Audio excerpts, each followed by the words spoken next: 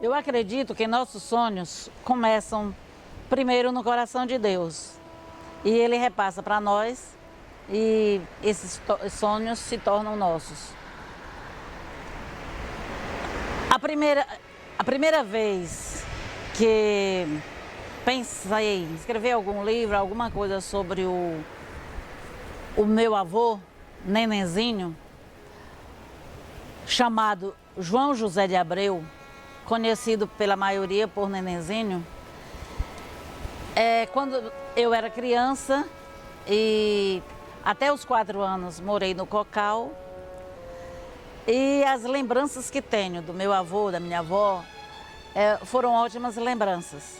Da minha avó, por exemplo, a primeira história da Bíblia que eu ouvi foi a história de Abraão e Isaac, uma história bíblica. Ela estava quebrando coco babaçu, embaixo de uma mangueira, no fundo do quintal, e eu era pequenina, e ela me contando aquela história.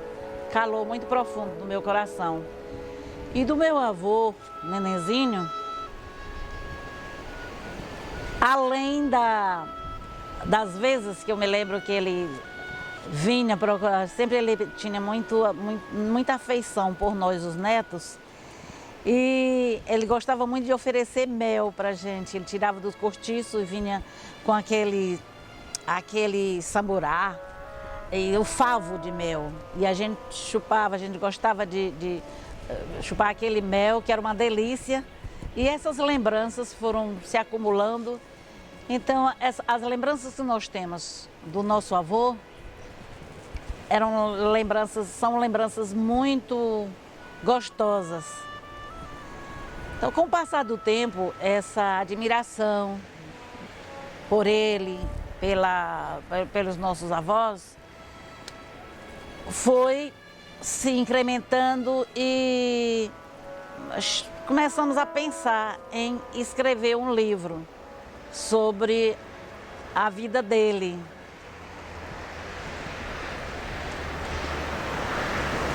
Então, a primeira ideia era essa. A primeira ideia era escrever um livro. Mas, no ano de 2005, mais ou menos, nós mudamos essa ideia do livro para um filme. Eu estava em São Paulo assistindo um DVD Desafiando os Gigantes, e quando vi o making of desse DVD, que é um DVD gospel, que os responsáveis mostram como foi que fizeram, como foi que desenvolveram aquele filme. Aí eu pensei, puxa, por que ao invés de eu escrever um livro sobre meu avô, por que não fazer um filme? Isso porque a minha filha Raíssa fazia na época o curso de cinema e se formaria como cineasta no meio do ano. Então veio essa ideia. Daí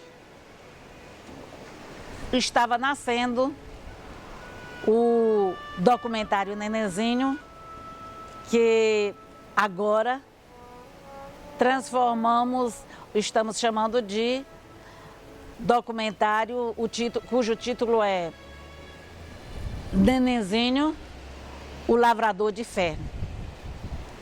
O objetivo desse documentário tem alguns objetivos. O principal, o objetivo geral, é justamente fazer com que a vida de meu avô, a vida de Nenenzinho, possa ser conhecida por outras pessoas. Fomos em vários estados e agora já levantamos muito material. Claro que não atingimos todas as pessoas, mas já localizamos cerca de 300 pessoas, mas sabemos que tem mais.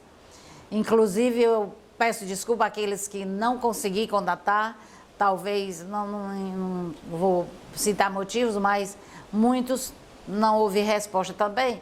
Enfim, não deu para se contatar todas as pessoas. Não vou dizer que todas as pessoas descendentes de Nenenzinho estão fazendo parte desse documentário, mas uma boa parte delas. Então, não podemos, também não é um álbum de família, mas nós fizemos depoimentos, utilizamos as gravações através de depoimentos de pessoas, tanto que conheceram, que eram da família do meu avô, que eram descendentes, mas também pessoas que não eram descendentes, mas que conheciam bem Nenenzinho e podiam dar alguma informação para a gente montar o perfil desse grande homem de Deus.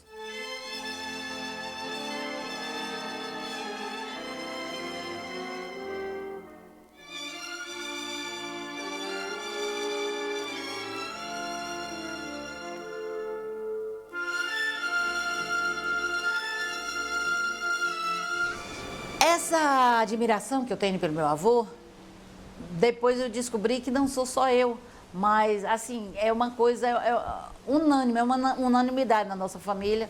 Todos os netos gostavam muito do nosso avô e da nossa avó, e a quem nós chamávamos de papai da Miriam e mamãe da Miriam. Apesar deles não terem só a Miriam, mas foi esse o apelido que a gente conheceu deles, desde pequeninos, e então uma grande maioria dos netos chamava para eles por esse nome. A minha irmã mais velha ganhou neném também, na época, mais ou menos, diferença de 1 ano, eu acho, de mim, né? Então era a mãe e a filha, as duas mães. E tanto eu como a Naí, que era outra filha, ficava numa confusão de mãe, mamãe, chamando. Aí a minha irmã, que era a mãe da Naí, disse: minha filha, essa aqui é a mãe da Miriam. E eu sou a sua mãe.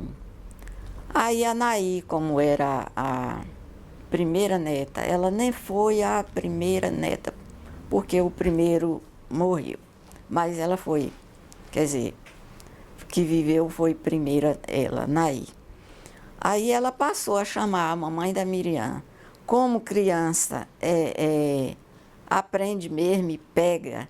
Eu tenho o exemplo aqui dentro de casa hoje com 2 bisnetas. Elas aprendem as coisas tanto.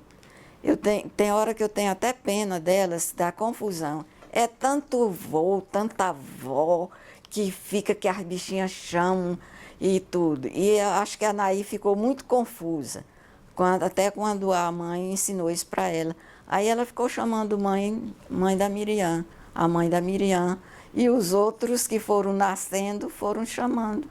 Daí a procedência do nome mãe da Miriam. Tem famílias, ainda hoje existe, especialmente existiu muito isso no interior. As pessoas dão um apelido a alguém. Meu pai foi o primeiro filho da família. O apelido que deram foi Nenenzinho. Como teve outros irmãos dele que tinham outro tipo de apelido. O início da vida de matrimonial do meu pai, ela foi muito diferente daquilo que a gente aceitaria que fosse verdadeiro, que fosse familiar, aceitável na época. Primeiro, o caso da minha mãe, ela era filha de fazendeiro, cuidadoso, conservador daquilo que ele, mas cuidadoso com a família, mas de um modo que não era correto.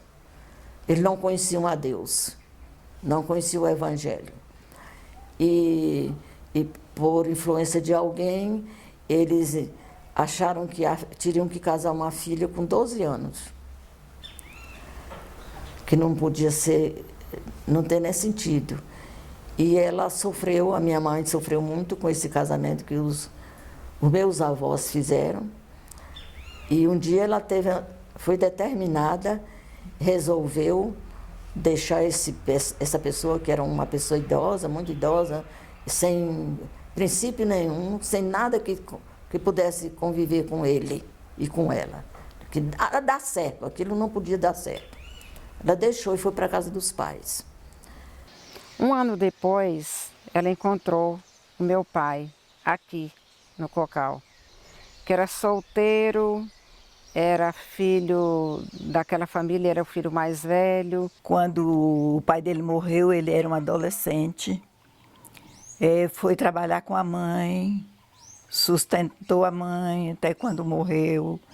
E isso foi a ocupação e toda a dedicação dele, cuidando da família. Quando a minha mãe ouviu falar dele, ela disse que aquele seria o rapaz que ela gostaria de ter. Não sei como eles se aproximaram, mas ele a conheceu, e se gostaram muito e passaram até a viver juntos por algum tempo. Eles ficaram juntos porque não podiam casar, porque ela era casada, quando de fato eles poderiam ter casado civil. Só quando o evangelho chegou, que eles entenderam, eles viram que não estava certo, não estavam vivendo casados, e aí casaram civilmente. Eles já tinham 2 ou 3 filhos nesta ocasião. Casaram lá pelos anos 1920 e viveram até quando morreram.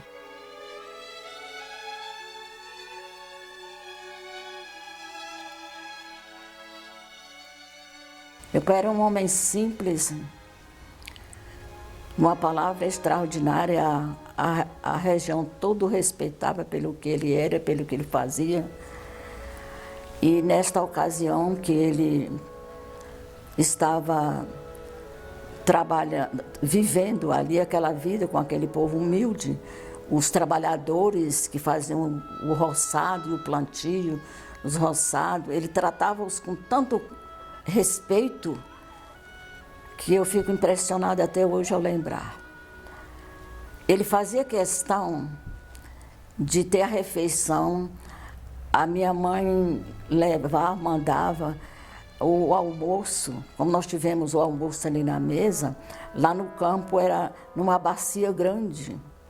E ele fazia questão para mostrar para aqueles trabalhadores, aqueles empregados que trabalhavam na sua lavoura, que ele era um homem simples como eles, ele comia junto com eles naquela bacia grande. E a minha mãe, às vezes, aquele jeito de esposa, carinhosa e cuidadosa, levava numa vasilhinha, num prato separado dele, mas ele fazia questão de deixar aquilo de lado e ter a refeição dele junto com os trabalhadores. E o que eu admirei muito nele era aquela prontidão nele de servir. Era um homem dedicado a servir, ele não gostaria de ver ninguém sofrendo, nem ninguém com precisão, ele chegava e acudia. Gostava muito de ajudar, de cooperar, dar do que ele, dividir o que ele tinha com as pessoas. Tinha muitos moradores do Ceará mesmo, ia muita gente na época de fome para lá. Ele dava trabalho nos roçados, deu muita gente. E ele dividia do que ele colhia da roça, ele dava muito, fruta ele sempre deu. Era muito amigo dos vizinhos e com relação à convivência com as pessoas, ele respeitava sempre a posição de cada um. Ele, quando via alguém com necessidade, ele ajudava. Enquanto ele tinha, ele repartia com os outros aquilo que Deus lhe dava. Ele não vendia o legume da roça.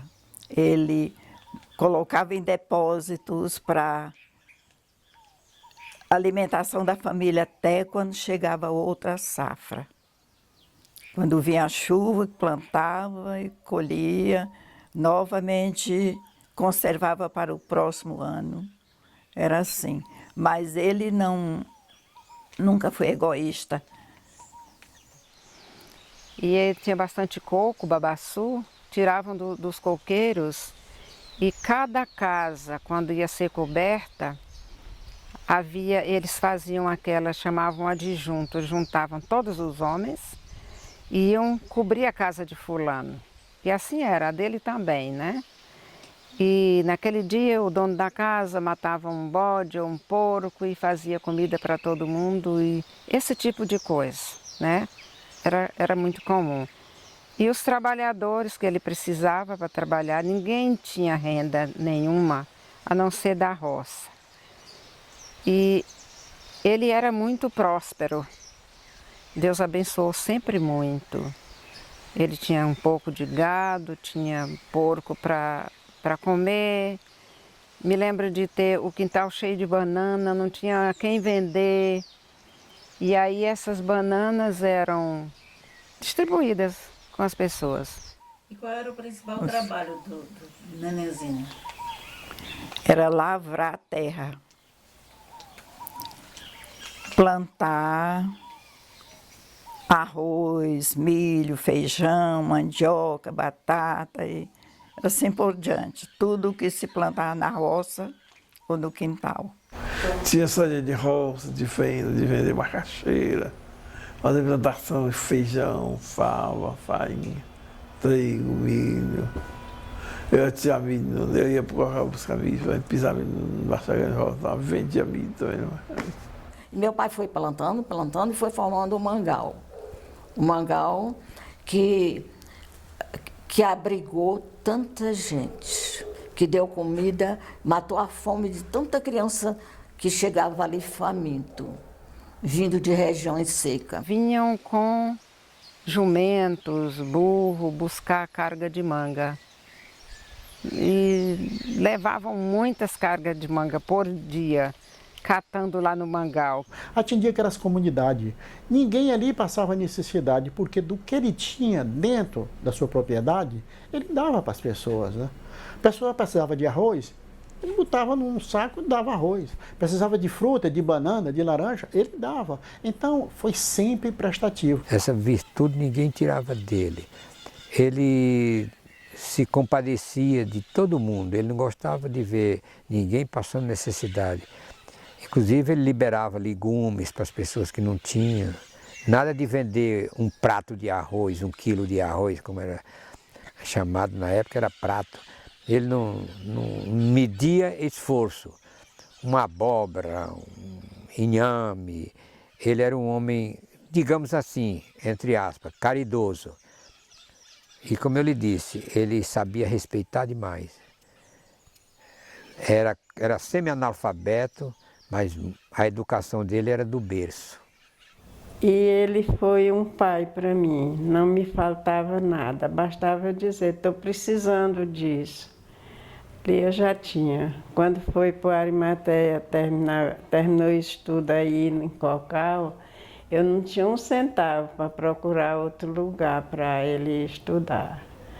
Aí só cheguei até ele, e ele me deu o dinheiro para mim e Água Branca. Lá eu consegui um lugar para ele ficar, na casa de uma prima minha. Ele era muito bom para o povo.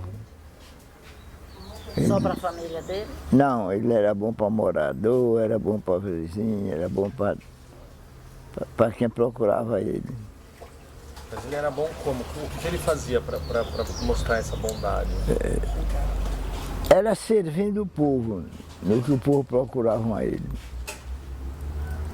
No que ele tinha, ele arrumava. Ele disse que teve 1 mês de aula. Esse mês ele aprendeu a ler e escrever. Aí nunca mais ele frequentou a escola. O que ele tinha era a sabedoria que ele tinha vinha de Deus. Não era a instrução dos outros. E ele foi aprendendo. Eu sei que ele tinha uma caligrafia muito boa. E naquela época ele chegou até a ser convidado para trabalhar no cartório, na capital do estado. pelo conhecimento que ele tinha, por a maneira de escrever e de se expressar. Só que ele nunca aceitou porque ele nunca saiu do posto de comando do campo em que ele vivia. Ele tinha um caráter muito firme. Tudo que ele fazia era com convicção. Não era uma pessoa dada a viver, como se diz, pela cabeça dos outros. Ele tinha os seus próprios planos e executava de acordo com as possibilidades. De uma administração muito firme na condução dos filhos. A gente respeitava. Meu pai era um pouco rígido nessa parte, ele não queria ver os filhos brigando.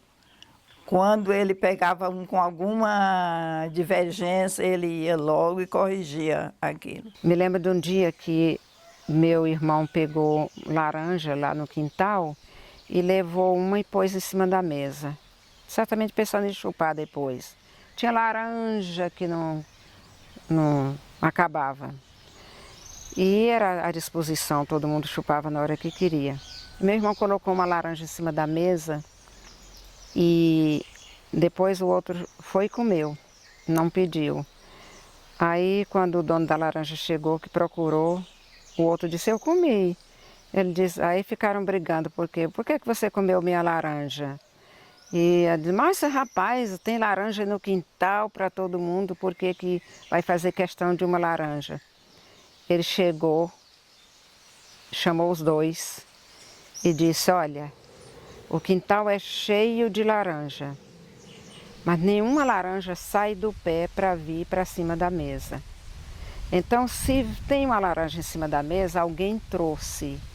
Quem trouxe é o dono da laranja. No quintal, a laranja é de vocês todos, mas se está aqui em cima da mesa, o dono da laranja é quem trouxe.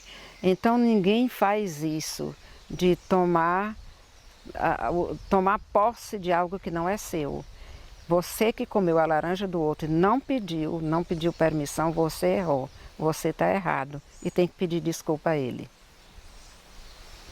Era essa pessoa firme, mas ao mesmo tempo ele era uma pessoa muito cuidadosa, muito amoroso, não de andar beijinho, abracinho, mas cuidadoso e amoroso no sentido de ser justo e dar a cada um o que cada um precisasse. Quando ele dizia uma coisa, era pensada, ele não falava sem pensar.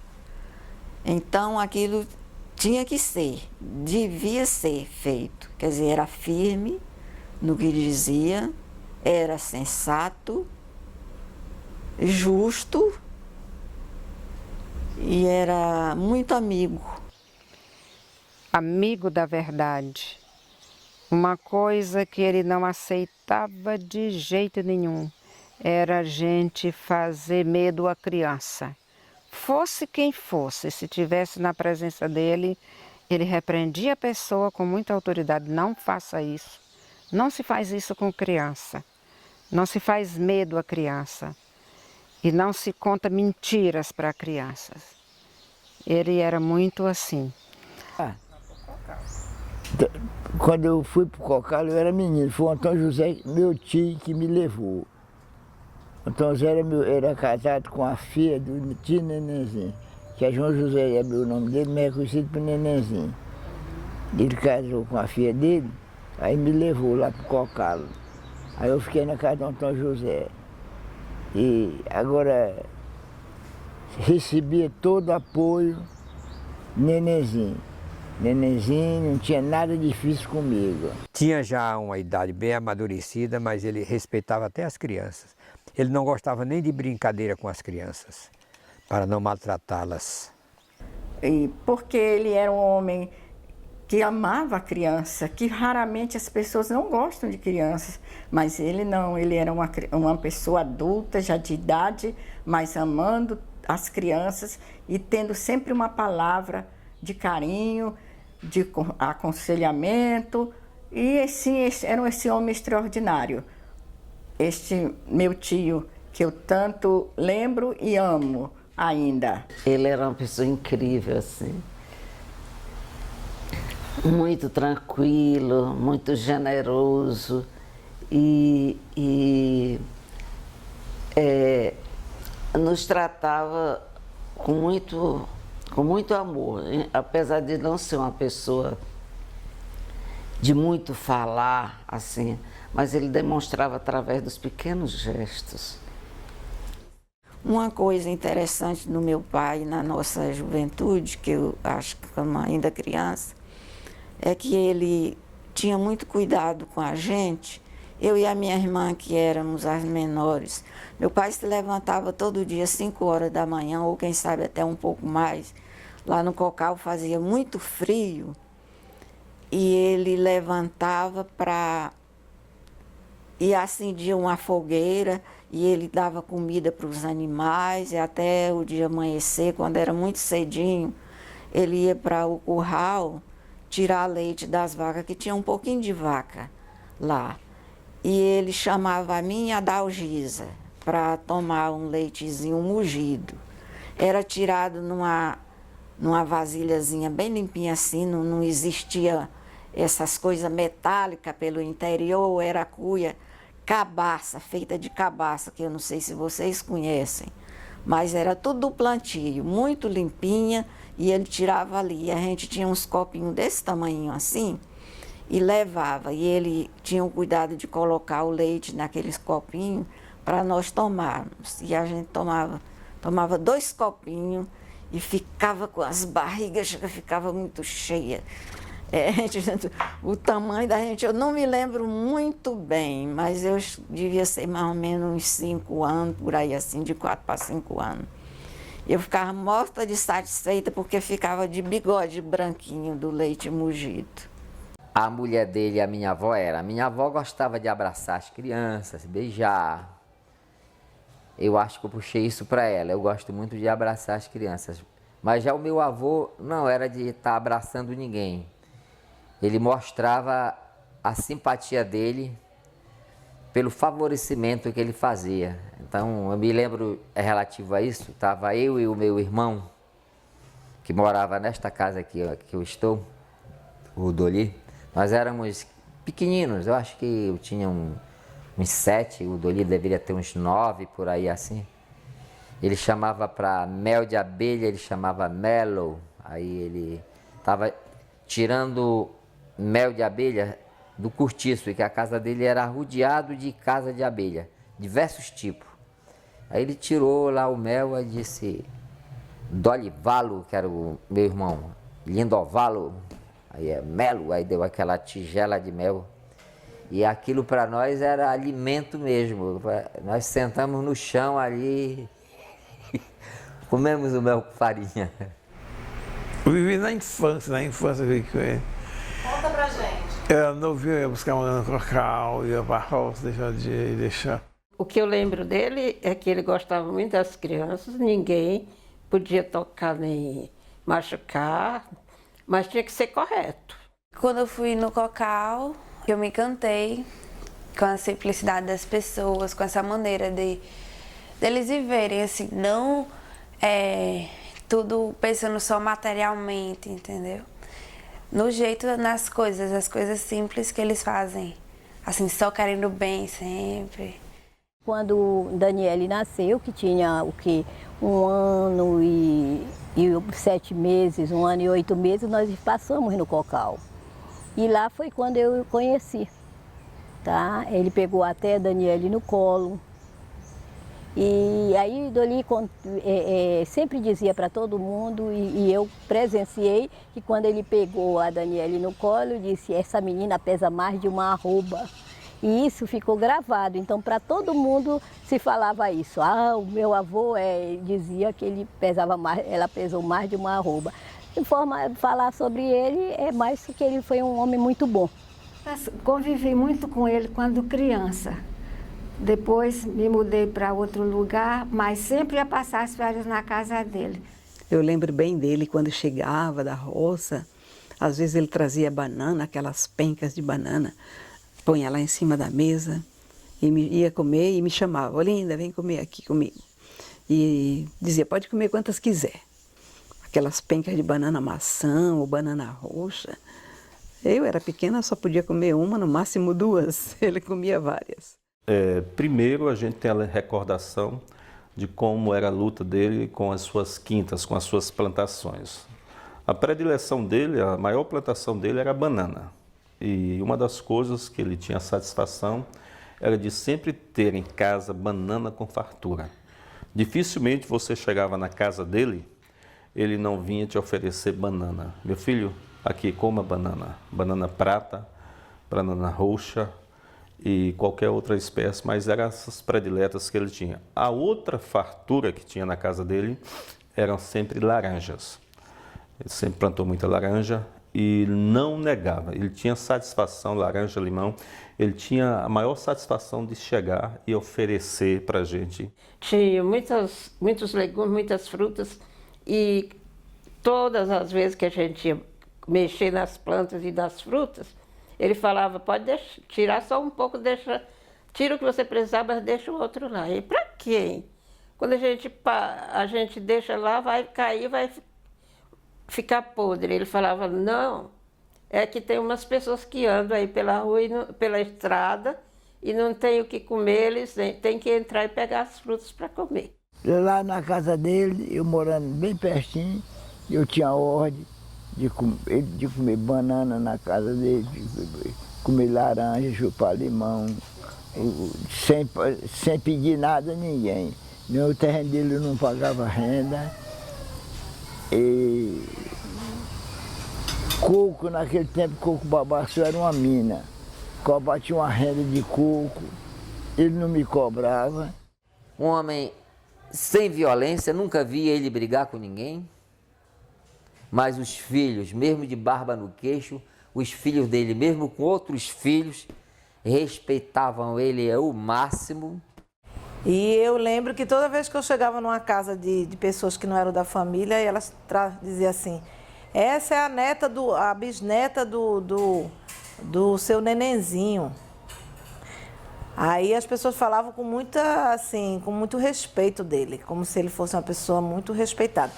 E não respeitada assim, como se fosse um coronel que mandava, mas não, uma pessoa assim, que fosse uma pessoa boa, uma pessoa generosa. Eles falavam assim com muito carinho dele, com muito respeito. Isso aí eu nunca esqueço, que sempre, aonde eu chegava criança, eram duas pessoas que eles sempre faziam com muita veemência.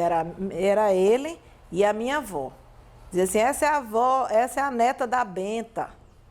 Aí os homens, muitas vezes eu via os senhores dizer assim: ah, sim, aquela mulher que ela era muito, sua avó era uma excelente roceira, viu? Botava muito homem no chinelo. Eu ouvia dizer isso quando eu era criança. Para mim, ele era uma pessoa bem à frente do tempo dele, na delicadeza, no trato com as pessoas. Assim, o fato dele ser uma pessoa aberta para aprender coisas novas.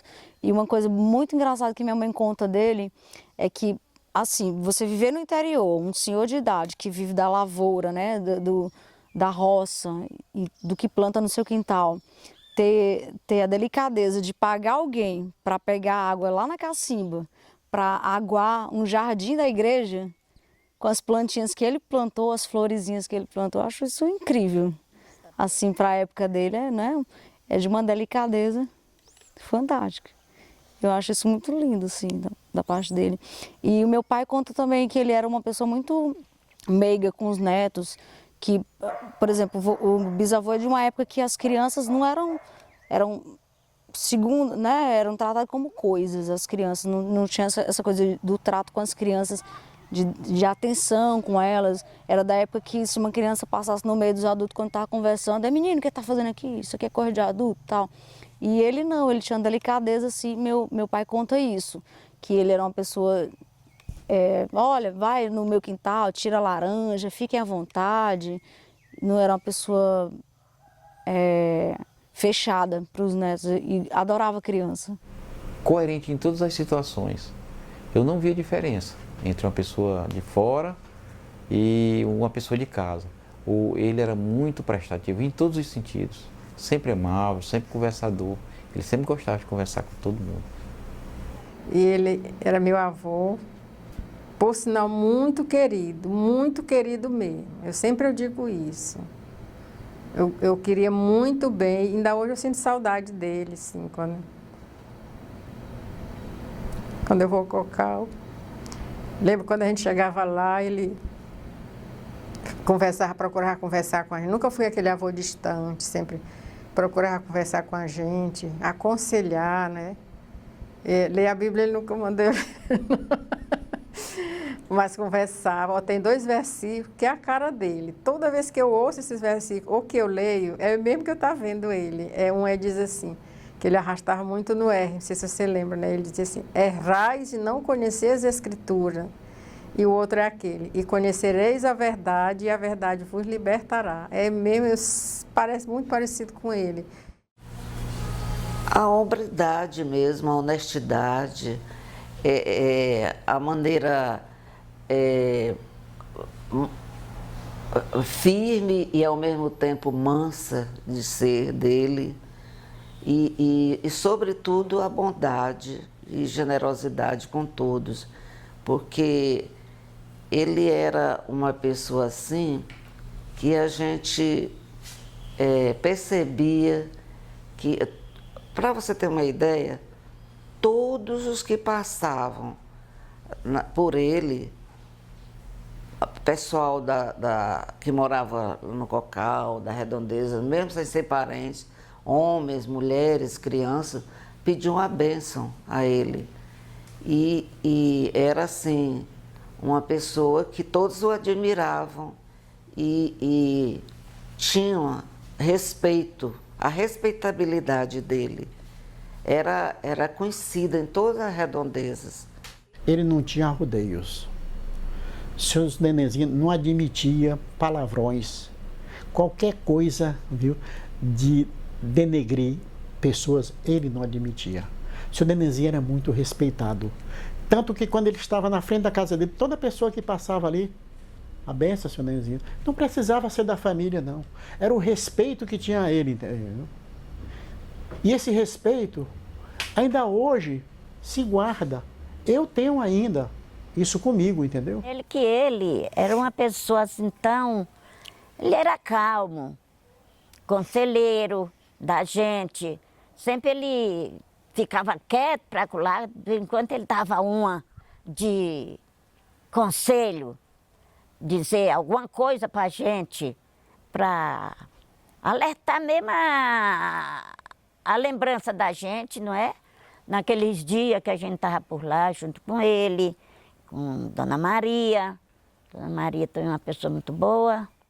Então, foi aquele primeiro contato que eu tive com o seu nenenzinho, a minha confiança, entendeu? Saber que eu chegava ali, eu ia ser bem recebido, como de fato fui, tanto por ele como por Dona Maria e todos os familiares, né?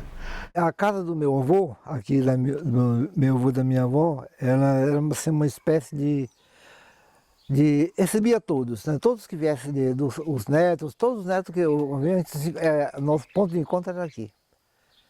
Quem morava fora vinha para a casa deles. E assim eu fiquei muitos anos, muito tempo eu vim aqui convivi com eles assim. A partir do momento que eu passei aí, tinha aquela questão lúdica da infância, né? Eu brincava muito no lugar, era um lugar muito livre. Eram as matas fechadas, mas a gente tinha uma liberdade imensa de andar por todo aquele lugar e saber que era tudo dele ali, tudo da família, né? Tudo tinha sido esforço dele e trabalho dele, andar pelas roças e saber que era uma característica de um homem trabalhador ali, era o resultado de um homem que foi um grande trabalhador. E foi uma pessoa maravilhosa. Eu, sinceramente, papai da Miriam é inesquecível, inigualável. É um amigo, um pai, um avô, tudo. Uma pessoa espiritual na minha vida.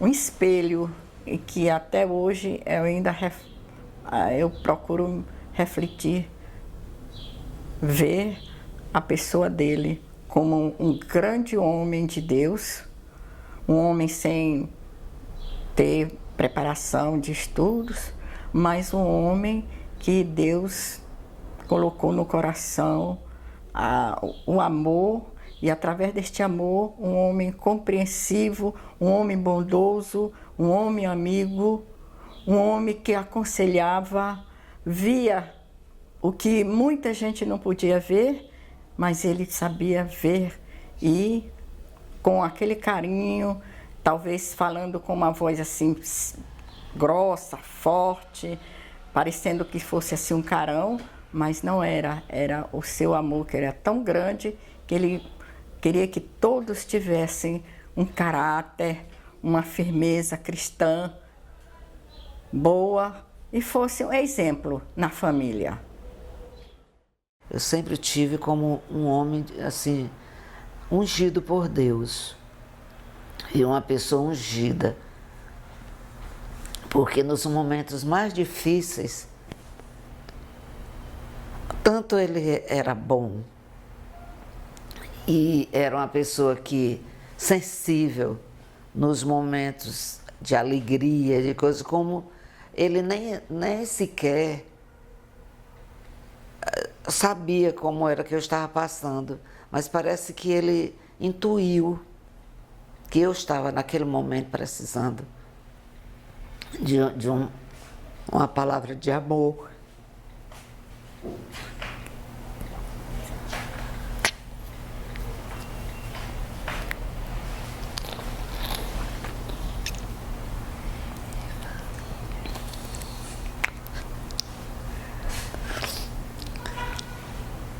Aí, à tarde, um dia eu estava lavando a calçada, nessa situação, longe da família, sozinha.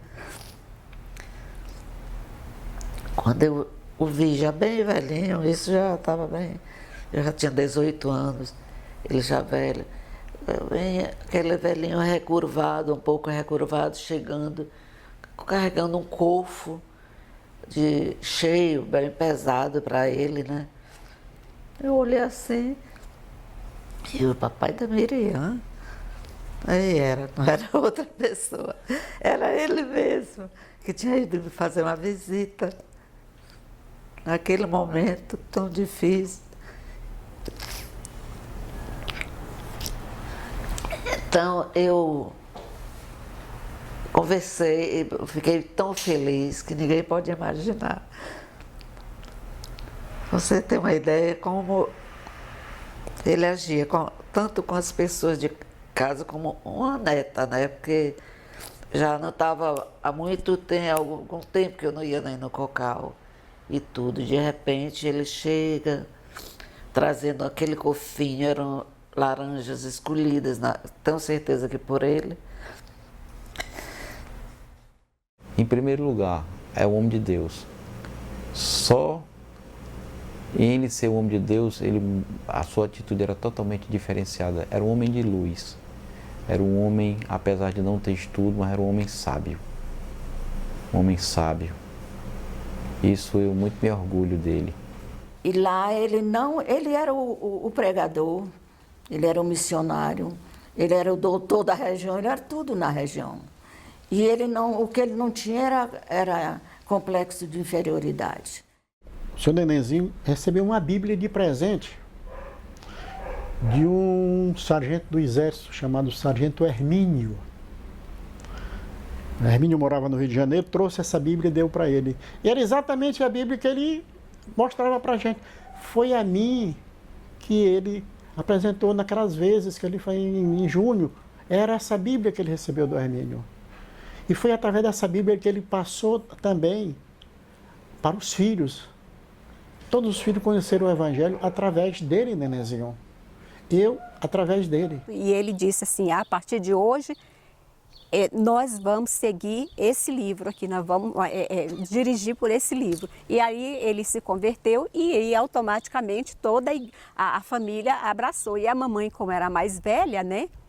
Ela disse que desde muito pequena que já passou a frequentar a igreja ali. Porque ele foi a primeira pessoa que se converteu aqui aos redores. E nesta época, Uma vez, a minha tia casou-se com um militar que era evangélico.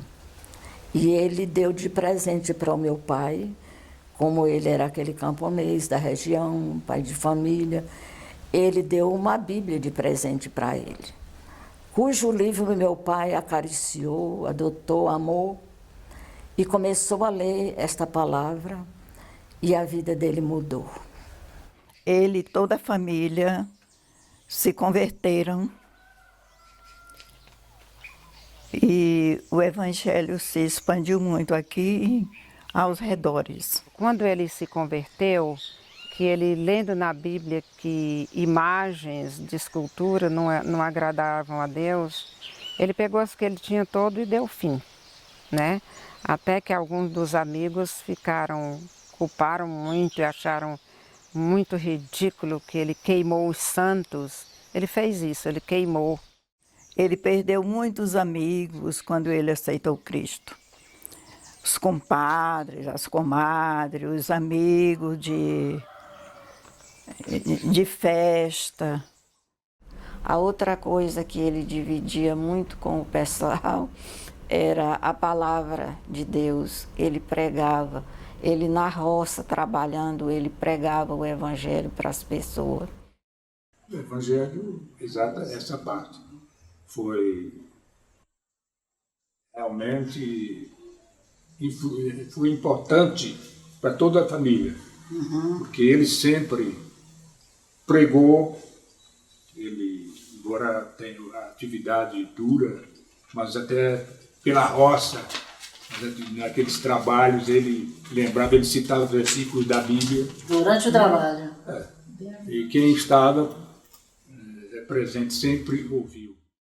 E ele era um amigo, sempre compartilhou, procurou ajudar a resolver alguns problemas, até que nunca teve nenhuma autoridade por lá, mas as pessoas sempre o procuravam e ele fazia o que estava ao alcance dele.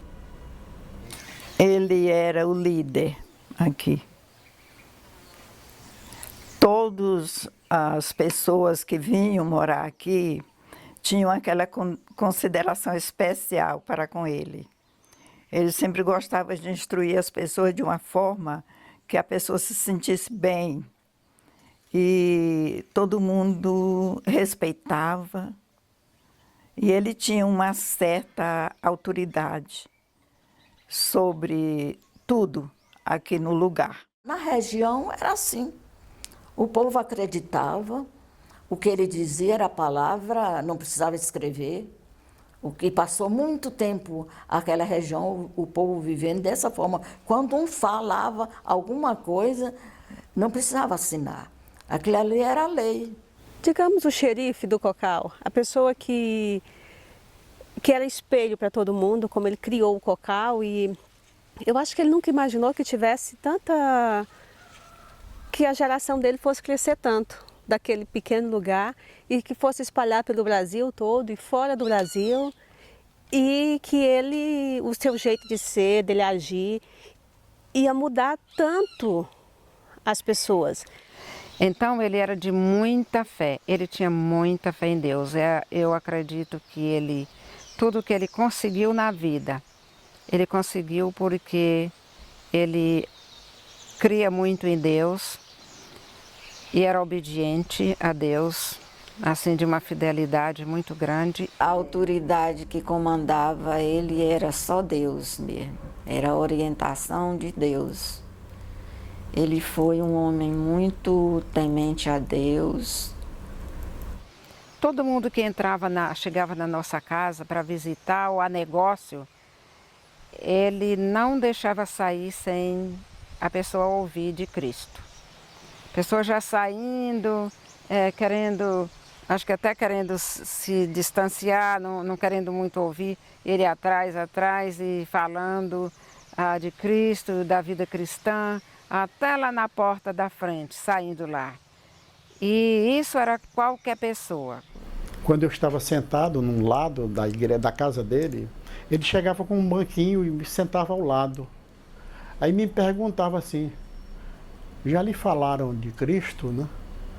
Aí eu dizia assim, não, eu já ouvi falar porque eu vou à missa e logo depois eu desconversava, saía dali do lugar e me sentava, ia lá para outro, né? Ele chegava de novo, sentava de novo e começava, né? E assim foi por várias vezes, entendeu? E eu passei a ouvi-lo, entendeu? Não chegava uma pessoa na casa dele para ele não evangelizar. Mesmo os vaqueiros que passavam na porta da sua casa, ele ainda perguntava se já conhecia o Evangelho de Jesus, e por aí ele começava. Eu admirava muito essas características nele. Ele fez muitos amigos, tinha amigos importantes, tinha doutores e gostavam de visitá-lo. Mas todas essas pessoas, desses doutores até o trabalhador da roça, ele não deixava sair sem ouvir do Evangelho. E muitos das pessoas que ele falou aceitaram Cristo através dele. Muita gente se converteu. Por exemplo, a família, ele fazia tudo para a família não se desviar, permanecer no Evangelho. Muito humanitário, procurando fazer as coisas de acordo com os ensinamentos bíblicos que ele estudava bastante.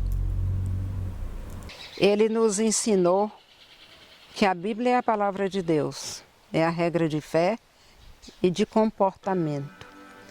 E isso ele passou não só para mim, mas para os outros também.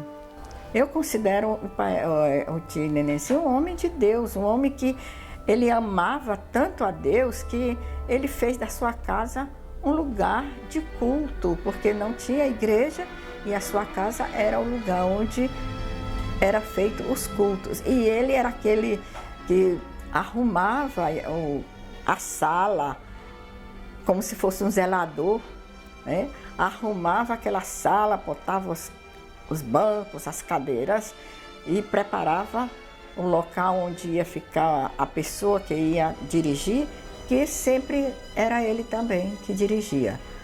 Cantava, sentava na frente, ele e a tia Maria gostavam de sentar na frente. Então ele fazia da casa dele uma casa de oração e por isso ele construiu uma igreja que ele chamava de casa de oração e fez um lugar que, mesmo sem ter uma liderança eclesiástica, mas quase 100 anos ficou sendo um lugar de adoração, de louvor a Deus. E o santuário era construído ali para baixo. E eu me lembro que era uma casa, um galpão grande de palha, coberto de palha. Todas as casas eram cobertas de palha. E assim, me lembro que era chão batido, mas muito limpo. E me lembro das paredes assim, alisadas e talvez passada cal, não sei, caiada, limpinha. E era um lugar muito gostoso da gente ir. Como eu e a Miriam éramos menores, morávamos ali, era longe para a gente ir andando. Então eles selavam o cavalo no domingo para a escola dominical, para o culto. E eu ia na frente, na lua da sela. E a Miriam ia na garupa. Os outros iam andando, né? Era festa. E o nome desta igreja era a Casa de Oração. Ele aprendeu isso na Bíblia, claro, que está lá escrito, o Senhor disse, a minha casa será chamada Casa de Oração. E o meu pai fez aquela casa de adobo, coberta de palha, ali era a igreja. E era uma distânciazinha boa lá da casa que nós morávamos. E ele nos colocava em cima de um animal, de um cavalo, para nós irmos para a escola dominical, para aprender as lições da Bíblia. Então ele pregava.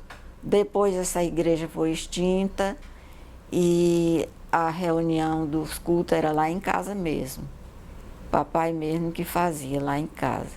Eu era muito pequena, não entendia por que a igreja... Eu acho que pelo número de membros foi extinta, mas o evangelho lá no Cocal nunca morreu. O evangelho continuou ali no Cocal. Não, isso aí não foi que fez que o Evangelho, e ele continuou na sinceridade dele. Quando eu leio o livro a carta a Filemon na Bíblia, eu me lembro dele, do papai da Miriam, porque a igreja se reunia na casa dele. Então, Filemon também tinha uma igreja que se reunia na casa dele.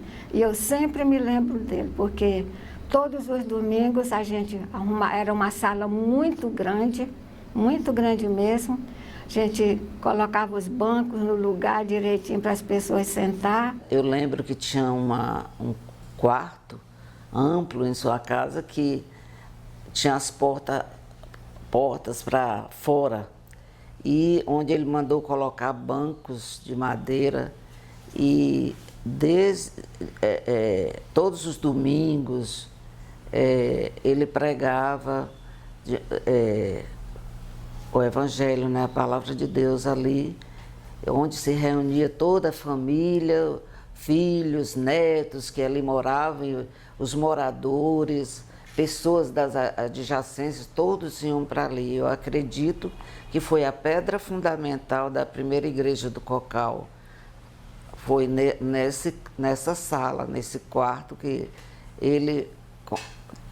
Eu acho que considero ele o fundador. A casa do papai da Miriam também era que se fazia os cultos. Eu lembro bem da escola dominical, que era feita embaixo das árvores. Os bancos eram troncos de madeira, de árvores, colocados em forquilhas. Então a gente sentava naqueles troncos. Cada classe era separada, classe de criança, adolescentes, jovens, os adultos. E as nossas tias, talvez as primas maiores, mais velhas, eram as que ensinavam. Tinha os cultos de domingo lá na casa dele, a Dalgisa arrumava, a Dalgisa era muito nova, mas arrumava aqueles cultos lá na casa dele, a gente ia todo de domingo, não era a semana toda não, mas de domingo, a Dalgisa arrumava os cultos, às vezes a Miriam também, quando a Dalgisa não estava para arrumar, a Miriam, tudo arrumava o culto dia de domingo e a gente sempre estava lá no culto. E a senhora já era evangélica? Eu não era. Depois que eu morei no Cocal, que conheci o Davi, foi que eu passei a ser evangélica. Me lembro que existia uma igreja lá em casa que o pastor Jonas Macedo de Barreto, ele visitava não sei, de tempos em tempos ele visitava aquela igreja. E depois ficava sob a orientação do meu pai. Ele foi o tipo moderador por muitos anos. Quando não tinha ninguém, nunca deixava de ter culto, porque não tivesse quem dirigisse, ele dirigia os cultos. Mesmo com esse estudo de apenas 4 semanas... Tranquila. Ele aprendeu Era a palavra, era outra coisa, aquilo que o Espírito de Deus traz. E eu me lembro daquele santuário cheio, todo mundo cantando hinos do cantor cristão. Você vê o seguinte, vê como é um homem do campo, né? Que se dedica, vai numa outra área, sai da lavoura e vai para o evangelho, né? E pregou para todos os filhos, todos os 14 filhos dele ouviram a palavra do evangelho através do seu nenenzinho. Eu nunca esqueci.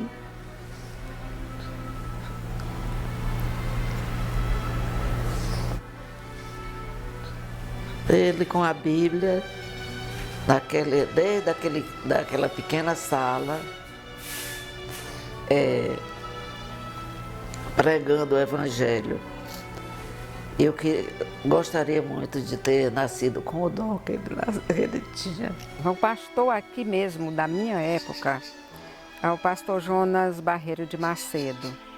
E esse homem andava no Piauí todo, evangelizando, montado em jumenta, em burro. E ele foi o nosso pastor aqui. Ele batizou quase todos os meus irmãos, batizou minha mãe, meu pai. E eu ainda fui batizada por ele, só que eu fui batizada lá em Teresina, na Segunda Igreja Batista. Eu acredito que o papai da Miriam, como ele foi, digamos assim, pioneiro na questão de conversão ao evangelho, ele deve ter influenciado muitas pessoas em todo o seu histórico, né? Muitos parentes provavelmente se converteram graças a ele. E quase todos os meus tios e minha mãe também são evangélicos. Então, eu cresci num ambiente evangélico, né? Então, acredito que essa influência que partiu dele lá na origem, teve realmente influência na minha conversão também. Grande parte da minha educação de vida veio por orientações da Bíblia. Então, a minha educação vai ser repassada ao meu filho. Então, muitos dos preceitos bíblicos estarão na educação que o Davi vai receber. Agora, além disso, eu creio que seria o correto apresentá-lo ao Evangelho. Então, creio eu que no futuro, a partir de um determinado momento, ele vai frequentar a igreja comigo, vou levá-lo à escola bíblica dominical, vou tentar apresentá-lo ao Evangelho. Agora, se ele vai se converter ou não, é claro que é totalmente do arbítrio dele, né? O senhor se lembra com que idade se converteu, se tornou crente? Ele? O senhor? Eu? Desde menino. Desde menino? Desde menino, porque lá no Cocal, quando começou, chegou os crentes, nós éramos tudo menino ainda. Aí, ali começou, até hoje a gente é crente. Ele quase que fez uma cidade inteira ser evangélica, né? Quando a gente foi lá no Cocal, todo mundo era nosso parente, todo mundo ia na igreja, tinha na época, acho que tinha 1 ou 2 igrejas, isso era uma coisa curiosa também. Então, todo mundo no Cocal é crente. Não, não é. Mas digamos, na mesma frase, todo mundo no Cocal é evangelizado. Ninguém se queixa de bater na porta do céu e dizer, a mim nunca falaram de Cristo, como diz aquele hino do cantor cristão. A mim nunca falaram de Cristo. Não, ninguém no Cocal pode dizer isso. Sempre eu lembro quando chegava alguém em casa, às vezes ia procurá-lo para alguma ajuda, alguma coisa, ele ia logo perguntando, você já conhece o Evangelho de Jesus Cristo? A pessoa dizia não, ele dizia, pois é bom conhecer. E passava a esclarecer alguma coisa importante sobre Deus, Jesus, e o Evangelho. A tia Hilda conta também, uma vez ele, já na velhice, já nos últimos anos, já cansado, ele levou ele para Monsenhor Gil, não sei se ela vai lembrar disso, mas certamente, ela disse não faz muito tempo, levou ele para Monsenhor Gil e para tratamento médico. E de volta ele fez questão de passar pelo Baixão para falar com alguém da família, né? Para saber se aquela pessoa estava lendo uma Bíblia que ele tinha deixado lá. O meu pai passou um tempão lá doente, ele pregava para ele, só que meu pai nunca, não sei se ele aceitou. Ele mandava que eu ficasse lendo a Bíblia em voz alta. E eu lendo, e quando eu parava um pouco, lia um texto, então ele ia explicar para mim. Depois lia outro, ele tornava a mandar eu parar e explicava. E assim, era noites e noites assim. Eu conheço Deus de ouvir falar e hoje de ir com Ele andar. A diferença é essa. Porque quando a gente conhece de ouvir falar, é mais distante. Agora, de ir com Ele andar, é porque você vive com Ele diariamente. Se ele não ganhava um salário, ele não tinha um salário, não era empregado, ele era dizimista? Como é que ele fazia isso? Era. Porque sempre na casa entra algum dinheiro, por algum meio. Ele criava, ele plantava. Então, quando vendia alguma coisa, das criações ou das plantações, a parte do dízimo, ele dava. Eu ouvi falar que ele até tinha parece que uma laranjeira que ele plantava. Ah, sim. Era uma laranjeira especial para o dízimo e também um pé de lima. Tinha de limão doce. Como é que ele fazia? Ele tinha um paiol de legume do dízimo, que quando fazia o paiol dele, botava 9 partes, uma parte botava no dízimo. Eu lembro eu ainda vendendo legume daquele paiol de arroz do dízimo. E das plantações dele, alcancei também, conheci muito bem, um pé de limão, lima, não é? Limão doce, como quer que chame. E um de laranja, onde as frutas daqueles eram vendidas e entregues para a manutenção da igreja. A Bíblia diz que Deus responde o desejo de nossos corações, não é? Às vezes nós estamos desejando algo que nós nem temos coragem de abrir a boca e pedir a Deus. Eu não sei se vocês, como eu, alguma vez, tem até, parece tão pequeno isso que eu estou pedindo, ou outra hora que eu estou desejando, ou parece tão absurdo, não vou falar isso com Deus, não. Mas a Bíblia já fala disso, e Deus já sabia que nós íamos ser assim. Ele disse que ele responde o desejo do coração. E o meu pai tinha muita vontade de ter um açude, porque açude naquela época, só a gente, era um sonho mesmo impossível. E meu pai tinha vontade de ter um açude. Por quê? Porque o açude era a maneira de armazenar água, para ter água bastante para os plantios. E meu pai não tinha dinheiro para construir. Você sabe o que foi que Deus fez? Eu não acredito de coincidência nesse sentido, mas de providência. Mandou muita chuva, uma montanha, que é um morro de argilas, amoleceu e caiu num vale, no lugar mais baixo, formando o início de uma grande parede, formando um açude. Essas são das marcas que eu nunca vou esquecer. É o famoso açude de Miguel que chamava? Exatamente, aquilo ali. Olha, agora aqui, essa parte, a montanha caiu, ocupou o espaço assim, ficou bem pouco, um vale enorme que encheu de água. E para lhe dizer, antes de completar, aí meu pai, coragem sem limite, juntou dos seus trabalhadores do local, cavaram mais argila, cavaram pedra, trouxeram, jogaram e formaram a grande parede, formando um vale enorme, cheio de água. E foi aí, neste local, que eu aprendi a andar de barquinho, que meus irmãos, os mais velhos, né, o Miguel, formou as canoinhas ligadas daquele Buriti, formando, e ali ele tinha um gosto muito grande conosco, com as irmãs, e nós íamos passear dentro deste açude, às tardes, andar por ali passeando naquele lago lindo que Deus fez, formou, da natureza, com o homem que submeteu à vontade de Deus e que teve coragem, teve atitude. O meu pai falou para mim, tudo que eu vi o papai, o meu avô era pai do meu pai, então ele disse, tudo que eu vi o papai desejar, eu vi ele ter.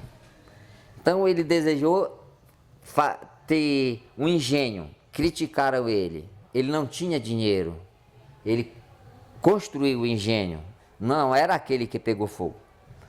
Desejou fazer um açude, ele não tinha dinheiro. Essa é a parte culminante da história dele. Tinha uma pedra, cerca de uns 50, 60 metros de extensão, em cima lá, no que chama serra. Choviam 3 dias e 3 noites sem parar. A água corria embaixo. Meu pai tinha 14 anos de idade. Viu isto a olho nu, me contou. Então, ele ouviu um estrondo, quando ele olhou, ele viu a parte daquela pedra subiu e muitas árvores que estavam também acima daquela pedra viraram a copa para baixo e caíram praticamente vertical. Como fazia 3 dias e 3 noites que chovia sem parar, essa pedra formou uma parede, fez uma represa. que virou um açude natural, que eu mesmo comi peixe de lá e ainda tomei banho lá, eu mesmo. Quando chegava aquele horário, porque ele era uma pessoa que pegava no serviço e ele não tinha essa história de, não, é tal hora, eu já tenho que largar, não. E sempre as pessoas tinham aquele horário, acho que o horário era 4 horas, quem ia para a roça. E tem essa história engraçada dele que, então, o relógio era um avião que passava. Naquele horário que era 4 horas. E quando foi um dia, o avião não passou. E ele não parou, não parou o serviço, ele continuou. Ele e as pessoas que estavam ali com ele, assim, mas seu nenenzinho, já são mais de 4 horas. Ele disse, não, que o avião ainda não passou. Então, para ele, podia anoitecer e estava agarrado no trabalho, que para ele era um prazer estar trabalhando. Ele percebeu que a gente estava com esse problema. Não teve nem ninguém que tivesse percebido, nem uma tia, ninguém. E ele, com todas essas atividades, ele percebeu aquilo. Aí foi no pé de pimenta malagueta, que é uma pimenta bem vermelhinha, tirou várias, colocou numa cuinha, que era uma coité, né, tirada da planta, e machucou aquilo, aquelas pimentas, colocou azeite mamona, que hoje a gente chama óleo de rícino, né, que lá era extraído, feito até em casa esse azeite, e colocou fez aquele emprasto da pimenta, colocou sobre nossos pés, colocou a atadura, e como era inverno, a gente pegou as micoses por isso, né? E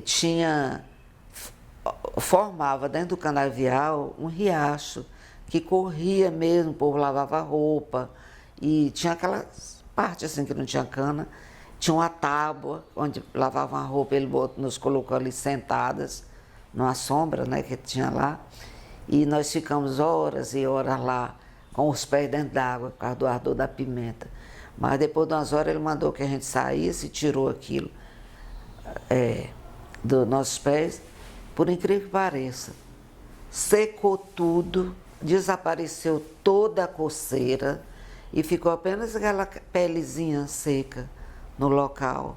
E a gente ficou livre de tudo e qualquer micose. Era incrível. Outra coisa que eu lembro assim dele, também a coisa muito importante, foi a questão da preservação da natureza, que ele fazia questão de preservar, né? Então eu tinha esse carinho com o meu avô, de neto e avô, porque ele sempre tinha mais de avôzão para nós. A experiência que marcou muito, assim, dessa época, foi uma vez que nós tínhamos, eu e meu irmão, nós tínhamos levado uma experiência de pressão, e todo empolgado com aquela arma, né? Nós assassinamos cinco passarinhos. E achando que tinha feito a melhor coisa do mundo, porque não tínhamos consciência do que tínhamos feito por causa da criança. E à noite o meu avô, andando lá no nosso quarto, descobriu que tínhamos feito isso. E ficou muito triste. E numa delicadeza extrema, assim, com todo amor, assim, netinho, chamou a gente lá e falou assim, faz isso não, porque é a natureza. Acho que foi aí que surgiu a consciência ecológica, porque ele teve tanto amor que transmitiu esse peso para nós também naquele dia. Isso marcou demais, assim, esse ensinamento do meu avô para nós nesse dia. É verdade que parece que ele encheu os olhos de lágrimas nessa hora quando viu os passarinhos mortos? Quando ele viu os passarinhos mortos lá, a gente não tinha consciência, né? Achava que era uma coisa natural matar passarinho. Ele tinha um apego muito grande para essa questão da natureza. Pelo menos ele demonstrou isso nessa época pra gente. E ele encheu os olhos de lágrimas. E aquilo foi assim, chocante para a gente. Por que será que o vovô está chorando? Está chorando porque tinha vários passarinhos. E isso marcou muita gente nessa época. Quem era? O papai da Miriam apanhou atirando pedra de estilingue, que lá chamam baladeira, nos passarinhos, lá em frente da casa, porque lá era um vale e numa costaneira assim, eles estavam lá atirando pedra nos passarinhos. Aí nesse dia eu vi o papai da Miriam bravo mesmo, zangado, e retirou a baladeira da mão do menino e disse para ele: pássaro não ficou para ser morto. Pássaro não foi feito para ser morto. Você aprenda isso uma vez por todas. Ele não permitia de forma alguma que se usasse estilingue lá para matar passarinho. Outra, nem tampouco matar nem as cobras que não eram venenosas, como tinha uma cobra que chamavam papa-pinto lá, e jiboia, ele não permitia que fosse morto, porque não era, ele disse que não faziam mal a ninguém, fazia parte, ele já era um preservador da natureza, há 70 anos atrás. Eu lembro dele falar que passarinho criava os filhotes e eles voavam. E eles voavam para outras árvores. Eles até podiam vir pousar de novo naquela árvore, mas eles sempre estavam voando em novas árvores, faziam ninhos em outras árvores. E acho que a família Abreu fez isso, fez ninho em outros estados, em outras árvores, povoou outros lugares, voou para longe. E quando houve este incêndio lá no local, destruiu a moradia do meu pai, os armazéns, e foi muito tremendo, e Deus guardou-os. O papai da Miriam foi fazer uma queimada ele foi ver o milharal que tinha na serra em frente à casa, e então encontrou que estava tudo muito seco e resolveu queimar, mas não pensando que ia ter um vento, e o vento parece que deu uma virada e levou as faíscas para o lado do canavial, inclusive queimou todo o canavial, queimou a casa.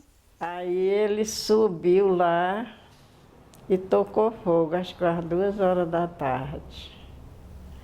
Aí esse fogo veio de lá para cá, queimou tudo, só escapou nossa casa. Queimou algodão, queimou arroz, farinha, goma, até dinheiro. Ele tinha perdido tudo. A criação, tudo, até galinha, diz que morreu nesse incêndio, o canavial, o engenho velho, tudo pegou fogo, a casa, todos os paióis de cereais, de mantimentos que tinha, tudo pegou fogo. Então, na ocasião do incêndio, havia muitas pessoas que tinham guardado seus legumes também no armazém deles. O papai da Miriam tinha um armazém onde ele guardava os cereais. Nesse tempo tinha muito milho guardado e queimou esse milho todo. Então ele disse que quando já estava tudo queimado, mas tinha esfriado, que ele entrou lá no armazém e disse, levantou assim aqueles grãos queimados com a mão e disse: Maria, agora nós temos muito café para tomar. Depois de tudo isso, quando ele viu, ele se deu por conformado como sendo um ato que Deus permitiu e ele aceitou. E isso realmente marcou, foi um momento de muito choque na vida dele, mas ele superou de uma forma muito especial. Ele tinha, você vê que perdeu praticamente tudo, mas em nenhum momento se rebelou contra Deus ou entendeu que aquilo seria realmente algo que viesse para fracassá-lo, para deixá-lo deprimido para baixo. Pelo contrário, parece que foi uma forma dele ganhar forças, energia e recuperar. Sabemos que depois disso ele recuperou tudo, teve até maiores riquezas, maiores recursos do que antes dele. Eu lembro que, comparando com a vida de Jó, praticamente algo semelhante à vida de Jó. Quer dizer, Deus dobrou tudo que ele tinha de uma forma muito especial. E ele sorriu e disse assim para ele: minha filha, aquele incêndio, eu perguntei depois daquele incêndio, né? Ele disse: minha filha, aquele incêndio foi uma bênção. Aí eu fiquei assim, olhando para ele, ele disse: olhe, Deus nos mandou tanta chuva esse ano, o inverno foi tão bom que a safra dobrou, as fruteiras estão todas brotando. Foi uma bênção. Hoje, Deus nos deu em dobro tudo aquilo que existia. E eu pude ver a força da fé.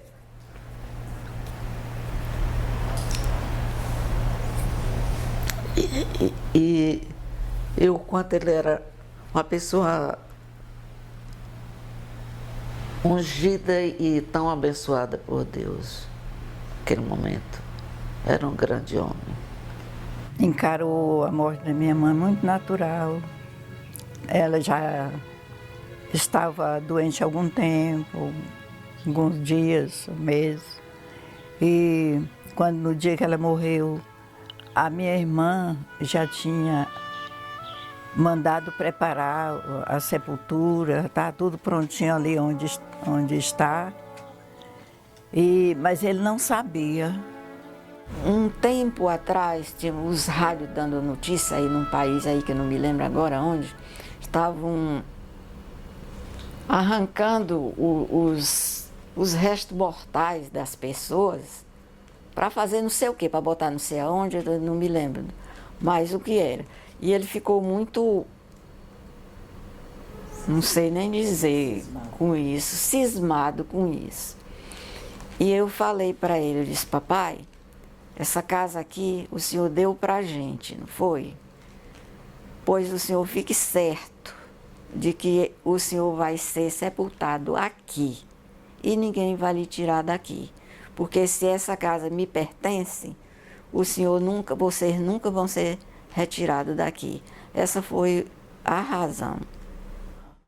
A gente estava segurando aquele segredo, a minha irmã preparando, que a gente sempre pensa assim, qual a reação de uma pessoa que sabe que está sendo preparado o seu túmulo, né? Aí eu disse: ai meu Deus, chegou a hora de ele saber tudo. Aí eu disse: olhe, vamos ali. Desci com ele e levei lá no lugar. Enquanto isso, várias pessoas acompanharam também, curiosidade. E eu mostrei, digo: olha, o senhor está vendo isso aqui? Isso aqui não é um tanque para botar água, isso aqui é sepultura. Essa aqui é da minha mãe, que vai ser sepultada hoje. E a outra é para o senhor quando precisar. Estava ali ao lado uma da outra. Aí ele ficou, em vez dele ficar assim, contristado, não, ele ficou numa alegria tão forte e disse: mas por que não me disseram antes que eu tinha me preparado para hoje também, para ir hoje também? Ele disse: mas como que o senhor ia se preparar? Ele mesmo disse: mas como que essas coisas só acontecem quando Deus manda? Aí aquilo tudo foi assim uma hora de brincadeira, não sei o que foi na hora. Eu sei que foi assim um contágio entre as pessoas. Aí ele disse: mas como que eu poderia fazer isso, se essas coisas só acontecem quando Deus quer? Aí ele disse: olha, mas esse lugar aqui vai ser chamado Jardim do Céu. Olha, eu acho que a presença dele é tão viva que eu lembro do dia que ele foi enterrado. Não chorava só a família dele. Todo o Cocal chorou e todo o Cocal lamentou por ter perdido alguém. Com toda a experiência, com todo o jeito dele. Mas, como falou assim, a presença dele é muito viva ainda no Cocal. É assim, depois que ele deixou uma marca assim, tão direta daquilo que... do seu modo de viver, de agir com as pessoas, que, como eu falei no começo, as pessoas chegam a repetir as frases dele, como dizia seu nenenzinho, né? Então as pessoas vivem ainda aquilo que ele deixou.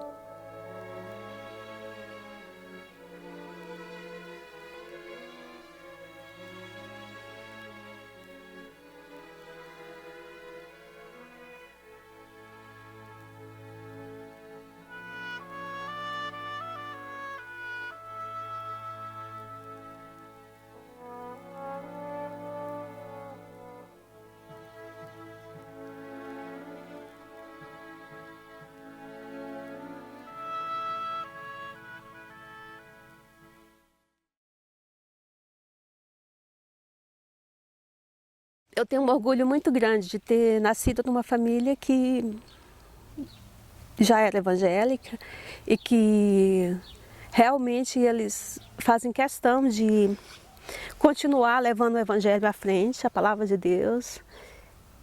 E do pessoal que conseguiu produzir tantos frutos no meio evangélico, como missionários, pastores, né? E evangelistas e tudo, que fundam igrejas, que trabalham para a obra de Deus crescer. E ao mesmo tempo continuam fincando suas raízes em terras diferentes, em terras estranhas e mantendo a sua tradição, a sua cultura, o seu jeito de ser. E acima de tudo, levando o nome Abreu. Já quando eu participava na organização de Mensageiras do Rei, eu fui entendendo que naquele tempo Deus já estava me chamando. Como chamando? Chamando o quê? Chamando para quê? Não chamando para ir para o céu, chamando para ser uma serva, uma ajudadora, para eu fazer um trabalho especial, para eu ser uma professora, Eu não entendia naquele tempo o que era, mas depois eu entendi que eu tinha que ser missionária. Mas você não vai passar nenhum ano lá. Eu era jovem, né? E na certa ele conhecia o Paraguai. E aí o Luiz disse assim para ele: ela vai passar o tempo que for necessário, porque ela vai acompanhada de Deus.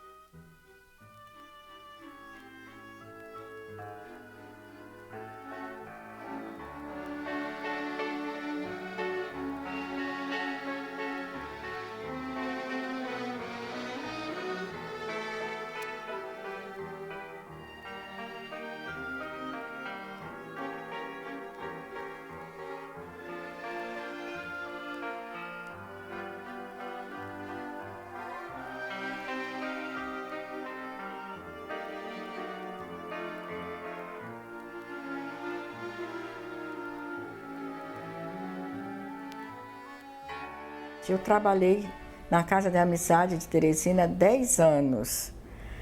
Era um trabalho de assistência social, mas ao mesmo tempo evangelístico também.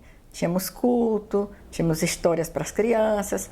Então eu passei 10 anos fazendo esse trabalho. E era muito pesado, trabalhava de manhã, de tarde. Na sexta-feira à noite havia culto para os adultos. Então, era um trabalho evangelístico, muito evangelístico. E as pessoas que iam se convertendo passavam a frequentar a igreja da Catarina, que era a igreja mais próxima da Casa da Amizade. E tanto que quando eu vou na na igreja da Catarina, já vejo pessoas já do tempo ainda, já velhinhos, né? E aquela alegria muito grande porque conheceram o Evangelho na Casa da Amizade. Então foram 10 anos de muito trabalho, de muitas bênçãos e de uma realização. Há algum tempo eu já tinha sentido o desejo de realizar uma viagem missionária, né? De continuar fazendo um trabalho missionário, porque a gente tinha feito esse tipo de trabalho na igreja, mas só a nível ali daquela comunidade, né? E eu senti que eu queria ir mais longe um pouquinho, eu queria conhecer outras culturas, poder ajudar um pouco mais longe. E a minha igreja ela tem um projeto que se chama o Projeto Chile, o projeto de missões no Chile. Então, já desde 2008 também, ela começou a realizar viagens ao Chile com um grupo de missionários voluntários, claro, para ir até aquele lugar e ajudar os missionários locais lá no Chile. Então, os irmãos se preparavam durante um período, né, fisicamente, financeiramente, espiritualmente, para fazer essa viagem e ajudar lá, desenvolver os mesmos trabalhos que a gente desenvolve aqui com a nossa comunidade, EBFs, Kids Games, falar do plano de salvação, contando a história da pulseirinha e tal, essas coisas. E eu quis me envolver também no Projeto Chile. Eu tentei a primeira vez, mas não foi possível, por questões financeiras e também porque eu estava envolvida com outras coisas e acabou que não deu para conciliar. E aí, quando foi neste ano agora de 2012, o grupo começou a se planejar também, desde o final do ano passado, para realizar uma viagem ao Chile em janeiro de 2013. E aí eu me envolvi mais uma vez no projeto, né, participando das reuniões, fazendo essa preparação. Só que quando chegou março, abril, meados do primeiro semestre de 2012, um coordenador do projeto Voluntários da Junta de Missões Mundiais foi até a minha igreja para dar uma palestra, na verdade para falar sobre o papel dos missionários brasileiros, né, no mundo e para falar mais especificamente dos projetos voluntários que a Junta de Missões Mundiais realiza. E foi aí que ele falou sobre o Conexão Londres, que seria uma viagem que aconteceria em julho e agosto desse ano de 2012. E ele explicou para a igreja como é que seria essa viagem, qual era o objetivo, quantas pessoas iriam, que tipo de trabalho a gente realizaria lá e tudo. E eu me interessei muito pelo projeto, né? Eu já estava envolvida no Projeto Chile, mas quando ele falou do Conexão Londres, eu me interessei mais ainda, porque unia duas coisas que eu gostava muito. Uma é o desejo de fazer missões e outra era a possibilidade de praticar o idioma que eu já falava. E era uma forma até de eu me sentir mais útil numa viagem missionária, porque eu sempre pensava assim, eu vou para o Chile, eu vou realizar trabalho com as crianças lá, que é uma coisa que eu gosto de fazer, mas eu não falo espanhol e eu posso também ter dificuldades com a comunicação e tudo. E indo para Londres seria foi uma possibilidade de me ver útil, né? Como eu poderia ajudar lá, além do trabalho que eu desenvolveria com as crianças e tal, eu poderia ajudar na comunicação e tudo. Também sempre tive vontade de conhecer esses lugares, né? Que na verdade o projeto não era só em Londres, é Espanha, Londres, porque a gente passou primeiro por um treinamento na Espanha e depois de uma semana de treinamentos nós seguimos para Londres para realizar as atividades lá durante os Jogos Olímpicos, né? Que aconteceram também nesse período de 2012. Hoje, assim, o que eu posso escrever é daquilo que eu tenho vivido, daquilo que eu conheço, daquilo que eu sei. E aquilo que eu sei é a minha rotina no cotidiano, cheia de limitações. Disso já surgiu Bem de Paz, que é um livro voltado para as pessoas, para a pessoa que está para baixo mesmo, tá bem down mesmo, e para pessoas se reagirem e dar a volta por cima. Estou tentando escrever um outro livro, em continuação do Bem de Paz. A gente está assim, eu estou em dúvida com relação ao nome, mas vai ser um fechamento do primeiro livro e um terceiro livro para jovens. Assim, por que pareça, assim, eu tenho, não sei como as pessoas veem isso, mas eu tenho orgulho assim, de ter hoje uma família estruturada, assim, a despeito de tudo que nós passamos. Assim, se eu morrer amanhã, eu sei que eu deixei uma semente boa para os meus filhos. E essa semente boa assim, eu quero perpetuar para outras pessoas que necessitam. Hoje eu sou um líder em treinamento. Faço parte da Mocidade Jovem, da Igreja Quadrangular. Ali é denominada RUG, Radicais da Última Geração. E assim, a gente tem treinamentos, tem orientações, tem discipulados. E assim, a princípio, eu estou com os jovens, já levando algum daqueles meus colegas de infância para ouvir a palavra, que é em uma célula, onde a gente discute, conversa, fala um pouquinho de Deus e procura deixar a pessoa mais à vontade a estar conversando, a estar conhecendo a palavra do Senhor. E assim, a gente procura dar continuidade nesse trabalho e estar disponível para o que o Senhor puder fazer. Por exemplo, no trabalho onde hoje eu exerço, meus amigos, colegas de trabalho, se derem a brecha para mim, eu sempre estou atento, falo um pouco do Senhor, falo um pouco do amor de Deus, falo um pouco do que Ele pode trazer para essas pessoas e procuro ouvir também, para que a gente possa estar discutindo, tentando passar um pouco mais de tranquilidade e amenizar também um pouquinho dos problemas que as pessoas têm no dia a dia. Nós temos certeza de que só Jesus Cristo salva, né? Então a palavra de Deus diz que aquele que conhece o Filho tem a vida eterna. Então quando nós temos essa certeza, nos sentimos na responsabilidade de transmitir essa mensagem para aqueles que estão perdidos. A gente pensa que só quem está no mundão, que nunca ouviu falar de Deus, que está perdido, mas não.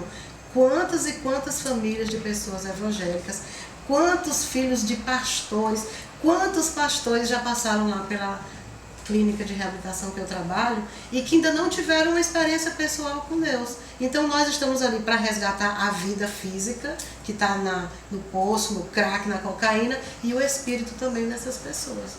E aí eu comecei a frequentar uma igreja presbiteriana. E depois dessa igreja presbiteriana me convidaram para um acampamento em uma igreja cristã evangélica. Todas, se você for ver, são tradicionais, nenhuma é pentecostal.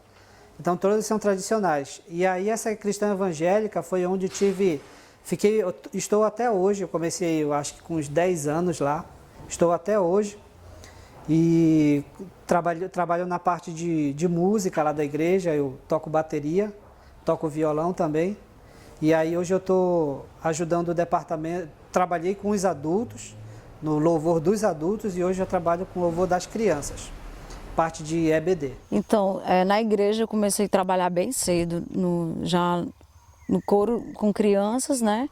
Eu criança e dirigindo outras crianças, praticamente com 15 anos eu comecei a organizar um grupinho de crianças para cantar na igreja e daí não larguei mais.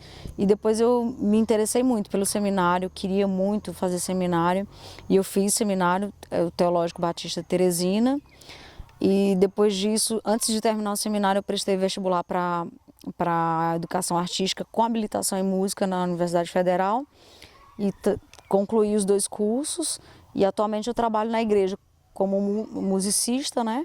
E também na IBD, na Escola Bíblica. Eu trabalho numa frente missionária com crianças de uma comunidade onde minha avó, né, a filha do nenenzinho, ela morou por um pouco de tempo. E é uma comunidade onde 90% dos homens, dos pais de família, são alcoólatras. Não sei se o termo é alcoólicos ou alcoólatras. Então, eles são assim, e são católicos, muito assim, muito fechado, né, para o protestantismo. Onde fica? Fica no Baixão dos Ribeiros, chamado Baixão dos Ribeiros. Foi uma comunidade até que excluiu um pouco o nenenzinho e a família do nenenzinho, porque era assim, era ferro e fogo. Eles são os crentes, nós somos católicos. E para entrar lá foi uma dificuldade, mas graças a Deus eles me receberam assim, eu entro na casa deles, me convidam para tomar café, quer almoçar e tal, e ficou uma coisa assim bem... E meu trabalho é só com crianças.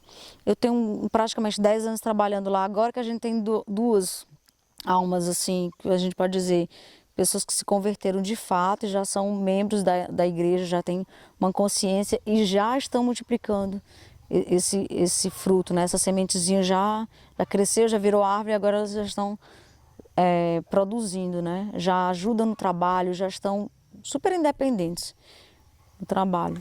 Eu hoje trabalho com multimídia, né? Com áudio e com vídeo. Comecei com vídeo e hoje começamos com áudio e hoje a gente agregou o trabalho de vídeo. Eu trabalhei durante um bom tempo na igreja mesmo. Durante um tempo a igreja me contratou para dar o suporte na área tecnológica, na área de sonorização ao vivo lá dos trabalhos da igreja. E depois, passada essa fase, nós acabamos abrindo um estúdio e hoje a gente trabalha com estúdio.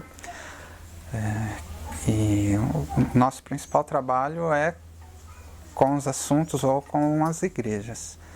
Então a gente grava sempre coisas vinculadas à igreja ou vai fazer algum serviço vinculado à igreja. E as outras coisas vão ser acrescentadas. E são acrescentadas mesmo, né? E o meu testemunho é que vale a pena. Eu incentivo para que você possa se firmar com Deus. Não estou falando para você entrar na igreja A, B ou C. Você certamente vai escolher uma igreja da sua afinidade, mas às vezes não é nem sair da igreja que você está, não é nada disso. Do seu relacionamento com Deus, você crer nele, deixar que ele dirija tudo o que ele quiser, tudo que você puder deixar nas mãos de Deus, certamente é o melhor lugar, o melhor banco, é o melhor rendimento que você pode ter. A intenção primeiro foi fazer uma experiência internacional na Itália. Chegamos lá, eu sempre digo que Deus tinha mandado a gente ser missionário, só que Ele não contou pra gente aqui. Esperou a gente chegar lá e falou, tem uma surpresa. Essa era a pergunta que eu ia fazer. Como? E porque nós chegamos lá nessa igreja, tinham 17 pessoas, eu fui a 18ª. Eu trabalhei como ministro de música dessa igreja, logo assim que eu cheguei. E a gente fundou a igreja com 18 pessoas. Quando nós saímos, eles estavam com 50 pessoas, depois de um ano. Hoje ela tem mais de 200 membros, acho que 250. Inclusive conhecemos o pastor Fábio, que é o que está puxando isso tudo. Ele chegou um pouco no final. Chegou quando a gente estava lá. E eu digo que foi um trabalho missionário, porque a gente chegou numa Itália onde as pessoas não conheciam Deus. Aliás, eles odeiam Deus, tem expressões que eles falam, Dio cane, né? Deus cachorro. Assim como eles às vezes falam para dizer, como a gente fala, droga, que coisa, né? Então, tudo é muito voltado à história da Inquisição. Então, eles são revoltados com a igreja, ou as pessoas são católicas, ou elas são extremamente revoltadas com a igreja e, consequentemente, com Deus. Então, se você chega para apresentar qualquer coisa que tenha a ver com Deus, e de batista, de evangélico, eles jamais tinham ouvido, achavam que a gente era uma seita. E a gente também se reunia em umas salinhas pequenininhas, porque não tinha dinheiro, só brasileiros. Tinha um casal de italiano. Inclusive, quando a gente chegou lá, o culto era feito em português. E aí, eu e o Thales e mais outras pessoas fizemos todo um esforço para que eles fizessem em italiano, porque senão nunca a gente ia atingir os italianos. E foi assim, eu trabalhando muito na parte missionária e ajudei um pouco nas finanças. E o Thales acabou uma época sendo vice-presidente da igreja, ajudou na organização, em todo esse início, para montar uma estrutura até o pastor Fábio chegar. Depois ele assumiu e a gente já estava mesmo de mudança. Eu já fiz de tudo na parte de música, eu acho que quase tudo, né?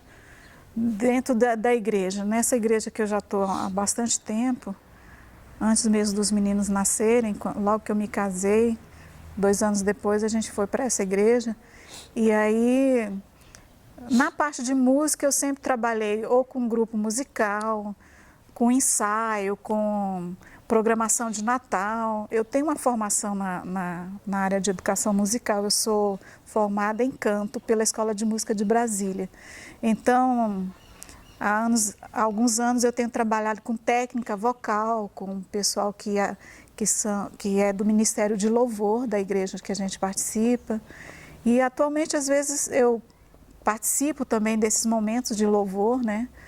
Geralmente eu sou a responsável pela parte musical das programações de Natal, alguma outra programação especial, faço os ensaios e a gente organiza esses eventos dentro da igreja.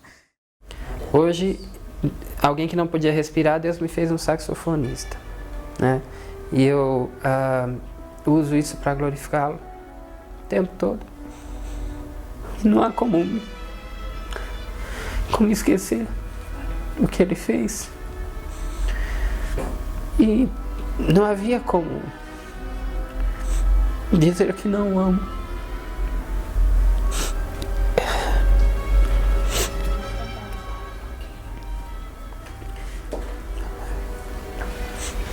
Obrigado. Pode entrar com você, ficar fácil com você. Ok, obrigado. Aí, eu sei que aos 16, quando eu tive uma experiência com Deus mesmo e me senti chamado, eu fui então, que foi num momento de oração, num acampamento, e aí eu peguei e procurei avisar minha mãe disso, falar, ó, mãe, essa época entre 16 e 18 anos é época de vestibular, é época que as pessoas sempre recebem muita pressão para, ó, que carreira você vai seguir. E eu falei para ela, eu não vou prestar para engenharia, não vou prestar para arquitetura, não vou prestar para nada dessas coisas. Eu vou pro seminário, porque eu me senti realmente chamado por Deus. Então, o que eu, resumindo, em resumo, eu posso dizer para você, sem nenhuma dúvida, de tudo que é aquilo que nós somos, tudo que a região tem de melhor, é resultado dessa cultura cristã que meu pai adquiriu através da leitura da Bíblia. Ele nos ensinou que a Bíblia é a palavra de Deus, é a regra de fé e de comportamento. E isso ele passou não só para mim, mas para os outros também. E aquele interesse que ele tinha de fazer com que todas as pessoas conheçam o Cristo de Deus, né? E a salvação de Cristo, ele passou isso para nós também. Porque todos nós ficamos sabendo que realmente é muito importante isso. E olhando hoje a geração dele, essa influência continua passando de pais para filho, de filhos e vai longe, né? Tanto que a gente tem na família diversos pastores e os que não são pastores, eles são muito interessados e se ocupam em disseminar o Evangelho. Os meus filhos são evangélicos, meu genro é evangélico, minha nora são evangélicas, então, meus netos são. Então, tudo vem de lá. A gente hoje aqui no Cocal é o resultado disso, né? Quem mora aqui é o resultado disso, é o resultado da terra que ele conquistou, da terra que ele repartiu entre os filhos. Estão aqui por isso, porque estão cultivando o que ele deixou, né? E estão passando para os seus filhos. As igrejas que tem aqui são fruto disso, né? Do trabalho dele, dessa porta que ele abriu para o Evangelho nessa localidade. Dele saiu toda uma geração e que tenta e tentou seguir os passos dele. Na força de expressão, tudo emana dele, porque ele foi o tronco, foi a raiz do evangelho aqui dentro. Veio aí uns evangelistas antes dele, mas de passagem, implantaram, ele aceitou o evangelho, aí ele deslanchou. Aqueles que tiveram o privilégio de privar assim aquela amizade com ele, viu? Que os seus filhos procurem seguir os passos, procurem seguir a orientação, procurem seguir aqueles ensinamentos que aquele homem deixou. Eu deixo isso para os meus filhos também, porque o Nenenzinho e Dona Maria foram exemplos para mim. Espero que seja exemplo para todos aqueles que vivem no cocal, que saíram do cocal, mas que têm no seu sangue, entendeu? O sangue verdadeiro do cocalense. Eu sinto que o reflexo da minha vida hoje é um reflexo de bênção de Deus, ainda jorrando sobre mim o reflexo da vida dele. Então, como ele trouxe bênção para os filhos, a minha mãe trouxe bênção para a minha vida porque ela manteve o ensino da palavra. E eu vejo isso hoje em dia para minha filha, porque até quando nós casamos, um versículo que nós usamos no casamento foi o Salmo 78, que diz que o que ouvimos e aprendemos, o que nos contaram nossos pais, não encobriremos aos nossos filhos. Contaremos às vindouras gerações os louvores do Senhor e o seu poder e as suas maravilhas. E eu vejo hoje em dia que como a Sofia ama a Deus e como isso foi um legado que ele deixou, do amor de Deus com essa família, com cuidado com as nossas gerações. E eu vejo assim na vida da minha mãe, o amor que ela nos transmitiu, o amor de Deus. E isso é um legado da família. Eu agradeço muito a Deus por ele ter sido um homem cristão genuíno, né, com a conversão genuína, um homem muito sério, muito honesto, e isso eu vejo que refletiu em bênçãos para a nossa família. Ele mudou a história da geração dele.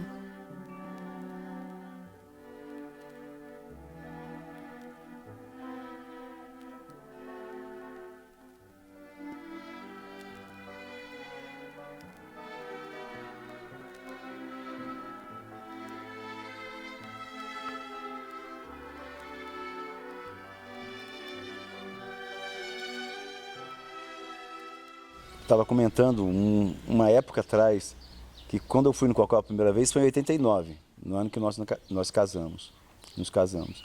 E eu percebi que existia uma semente ali plantada